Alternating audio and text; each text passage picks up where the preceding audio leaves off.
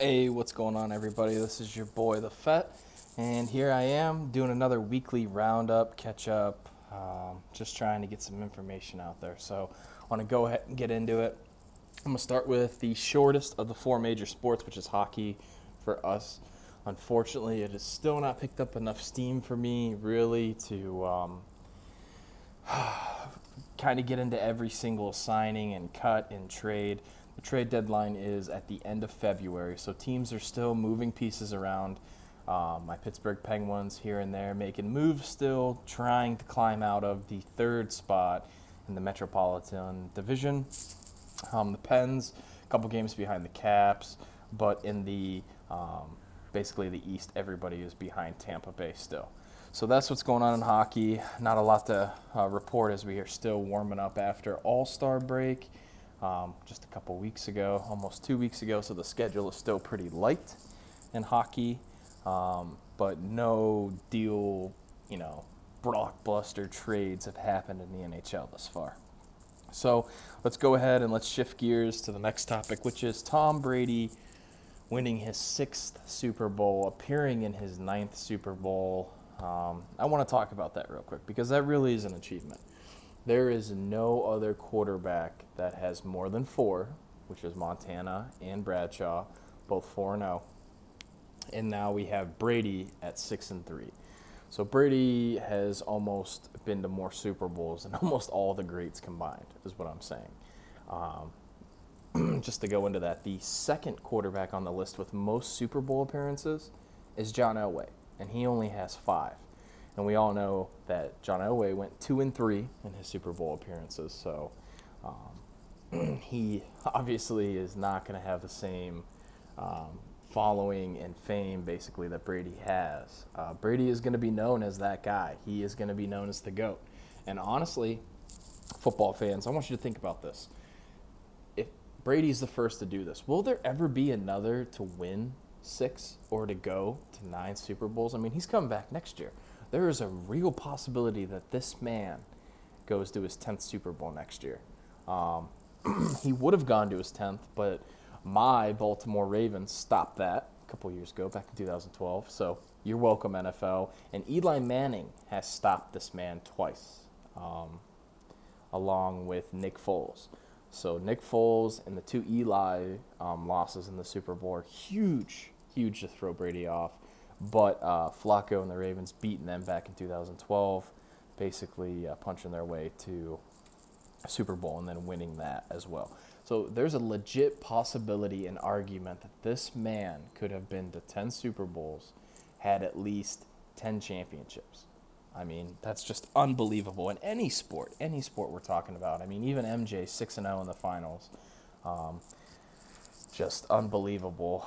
Obviously, Tom has to catch like Yogi Bear, and there's a lot of other great athletes that have a lot of championship rings. They were just on great teams. They're great players themselves. Bill Russell, everyone loves Bill Russell. Bring him up when MJ gets brought up. So, Tom Brady, kudos to you for that. Though, if you've listened to any of my other podcasts, I do think that this is just an example of the greatest coach of all time with a quarterback that knows his system. I mean, Belichick's offense, we could sit here all day and tit for tat, but what it comes down to is the Patriots, they go to the Super Bowl, and they usually win. They have been dominant for almost 2 decades in the AFC, and unfortunately, we have to see them, do another parade this offseason. And football's going to be cold cut for me after this. I'm diving straight back into college basketball. I'm going to get a little bit more in depth with the Cavs and the Penguins because I have not, with the playoffs and this current status of college football, the way it ended, and then the NFL playoffs for me. It took up a lot of my time, paid a lot of attention to that. So all that attention will be redirected at the winter sports, hockey and basketball, for me at least. Until draft. Me and the SkiveWalker, we love to do our mock drafts. Last year, Sky beat me by a couple, so I'll look to improve a lot on mine this year. I'm going to watch the combine. So football is going to be turned down a little bit for the next couple weeks, if not months. So moving on, knocked out hockey and football. let's go ahead and talk about something exciting. Let's talk about Manny Machado and Bryce Harper and the possibility that these gentlemen might not sign by the time catchers and pitchers report. We're talking about probably two of the biggest names in free agency in a long time. Both gentlemen seeking hundreds of $1,000,000 in contracts, and they have not bit anywhere. I mean, they visited a bunch of teams, and which right now questions, I got a lot of questions for them, for these individuals. Okay, you've had offers, you've talked to a lot of teams. Bryce Harper, Manny Machado, what do you want your legacy to be? Do you want your legacy to be that you know, for instance, Manny, I'm a lot more comfortable talking about because I've watched him for so long, and he is still my favorite player. I will say his antics last year after being traded to the Dodgers, not running out, to first base like he should be and stuff. I mean, I get you're a superstar and you're at the top level now. There's no reason to try, but I mean, you still got little kids watching you, man. So, anyways, back to that. Manny Machado not signed anywhere. He wanted to go play in the World Series, and he did. Baltimore granted him that wish. They traded him away before the deadline. I think it was right after the All-Star break, and he got to see a World Series with the Dodgers. Unfortunately, we all know what happened. Boston took care of that dream for him. That is one place I do not think Manny Machado will end up, is Boston. He does not have a good history there.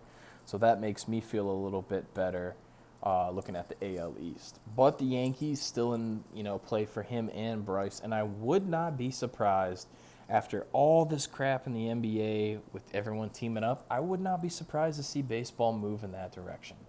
Think about it. If these guys both decided, all right, we're going to go to the Bronx, you know what I mean? We're going to take $60 million 3-year deals or 2-year deals. I could see the Yankees working out, making space to make that happen. Even with their roster configured as is, I mean, I think they could make a couple trades to lighten the load and get rid of some guys that they wouldn't need. But I mean, it is very possible that these guys team up and they go to a franchise that is going to win the World Series. And that is my fear, that they both decide that they don't want their legacy to be all about money.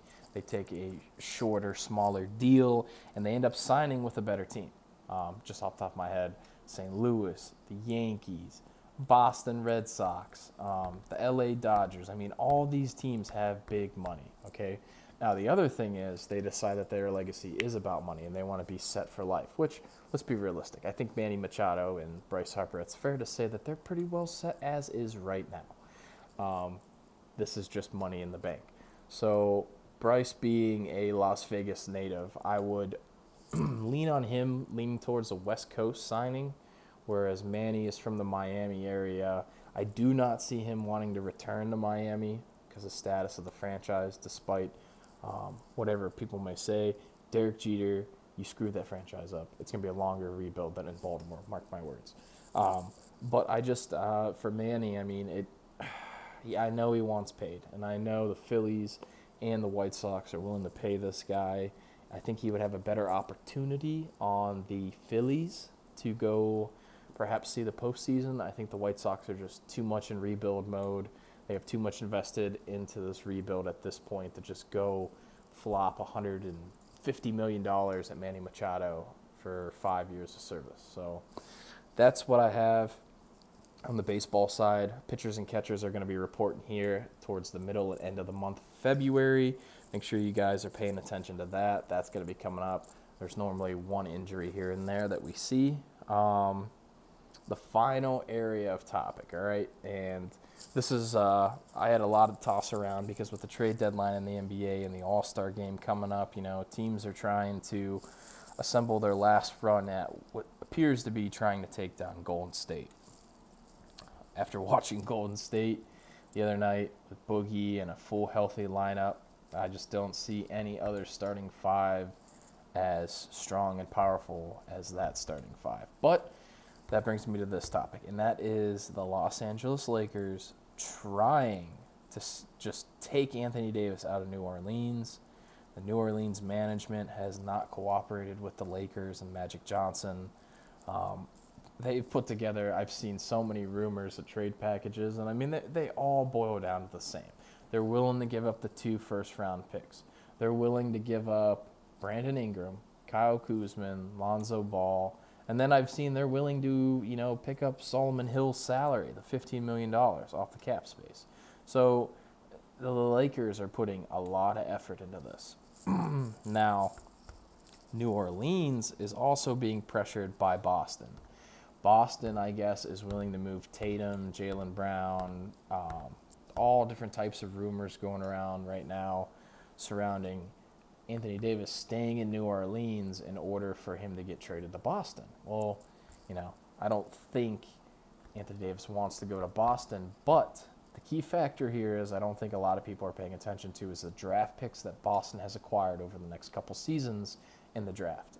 They have a lot of first-round picks. They have people giving them picks. They have picks to move. Therefore, teams like New Orleans, who now realize that their superstar that they love so much and they drafted doesn't want to be there anymore, now they're trying to get the best return for him. Now some things to look at, all right? Sure, Boston's going to finish in the top 4 in the East, so their true picks are going to be late. But the picks they have acquired, I'll have to do more research on. I'm pretty sure they're spread out over the draft. And with the Lakers draft picks, they're going to make the playoffs. So you're going to get a farther back draft pick with the Lakers due to them being competitive, them probably going to go to the playoffs and be a top 6 seed.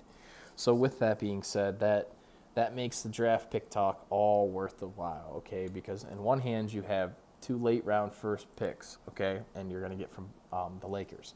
Or you can get draft picks from Boston with a young player like a Jason Tatum or Jaylen Brown to help strengthen your core. Because right now, besides Holiday, there is nobody else there. Maybe Mikovic, big white power forward dude from Europe, shoots threes. He's not bad, but him and Holiday by themselves could easily see them drop 20 of their next 25 if they were to lose Anthony Davis to anyone. So if you're a basketball fan and you're listening to this, and you're looking at the situation, you got to realize that the general management for New Orleans is doing what they're supposed to. They do realize that Anthony Davis is coming to an end, okay?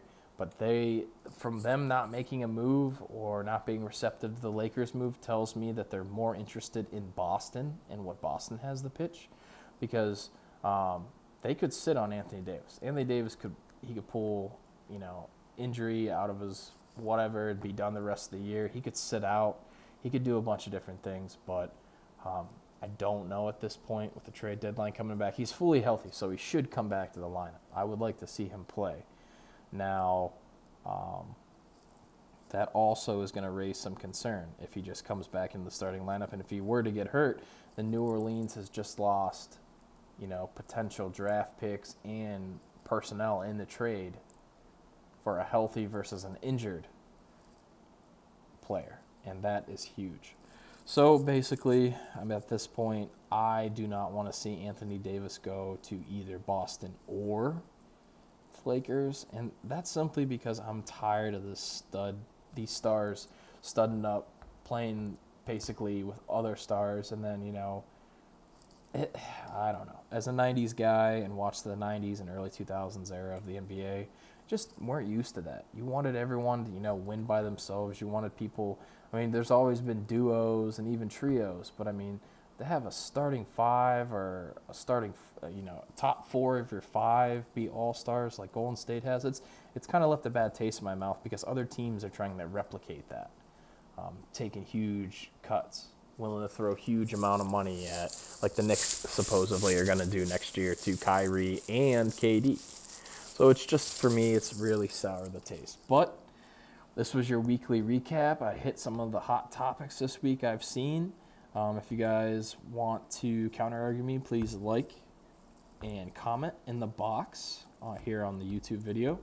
And me and the Skywalker will be getting together soon. And for all my fans out there, let's go O's.